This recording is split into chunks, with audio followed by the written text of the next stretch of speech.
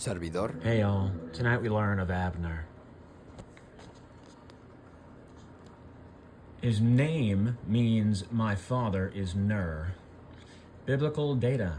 According to 1 Corinthians 8, 29 through 33, and Josephus, an uncle of Saul. Okay, so Abner is an uncle of Saul, yet he is also his cousin.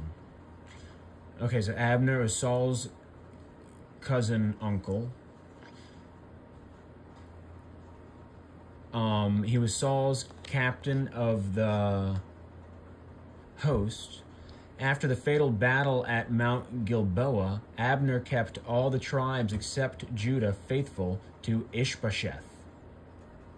Then in refuge at Mahanaim, the disastrous battle at the pool of Gibeon sealed the fate of Saul's kingdom.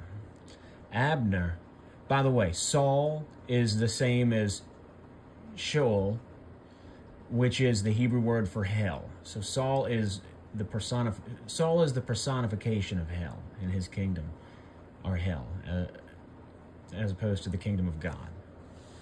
Right? They left God's kingdom to make a man their king, and his name is hell. Let's see. The disastrous battle at the pool of Gibeon sealed the fate of Saul's kingdom. Abner, smarting under a malign charge of Ishbosheth, privately turned over his allegiance and influence with the tribes of David. Joab, David's captain of the host. What is the host? What is the meaning of that?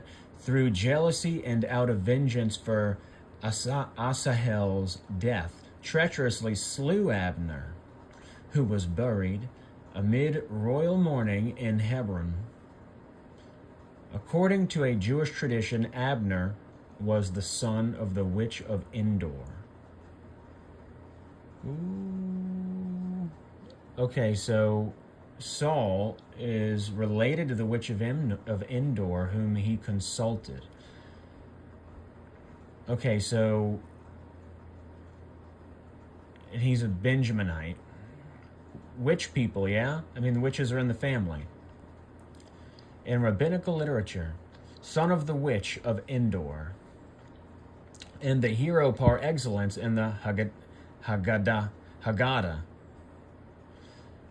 Conscious of his extraordinary strength, he exclaimed, "If I could only catch hold of the earth, I could shake it."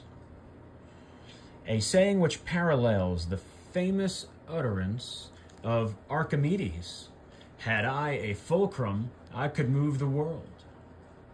According to the Midrash, it would have been easier to move a wall 6 yards thick than one of the feet of Abner, who could hold the Israelitish army between his knees. And I'm to think they're speaking literally, right? Yet when his time came, Joab smote him. But even in his dying hour, Abner seized his foe like a ball of thread, threatening to crush him. Then the Israelites came and pleaded for Joab's life, saying, "If thou killest him, we shall be orphaned, and our women and all our belongings will become a prey to the Philistines." Abner answered, "What can I do? He has extinguished my light, has wounded me fatally." The Israelites replied, "Entrust thy cause to the true judge, which is God." Then Abner released his hold upon Joab and fell dead to the ground.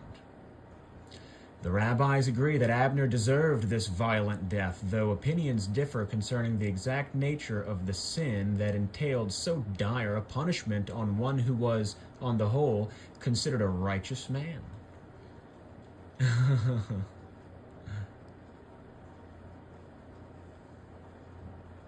The righteous son of the witch of Endor. Come on.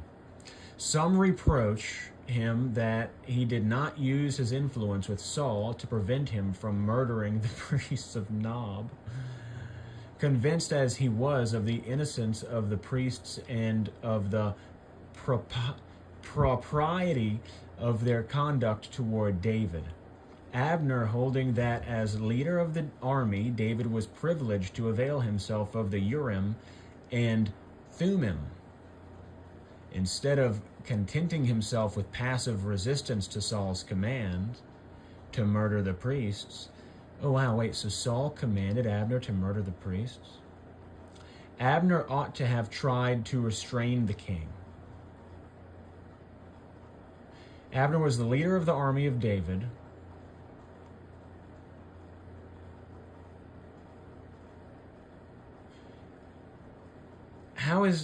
I'm not trying to understand this. He did not use his influence with Saul to prevent him from murdering the priests. Saul murdered the priests. Instead of contenting himself with passive resistance to Saul's command to murder the priests, Abner ought to have tried to restrain the king. Others maintain that Abner did make such an attempt, but in vain, and that his one sin consisted in that he delayed the beginning of David's reign over Israel by fighting him after Saul's death for 2 years and a half. Others, again, while excusing him for this in view of a tradition founded on Genesis so-and-so, according to which there were to be 2 kings of the house of Benjamin, blame Abner for having prevented a reconciliation between Saul and David on the occasion when the latter, in holding up the skirt of Saul's robe, showed how unfounded was the king's mistrust of him. What the hell am I reading? Saul was inclined to be pacified, but Abner, representing to him that David might have found the piece of the garment anywhere, possibly caught on a thorn.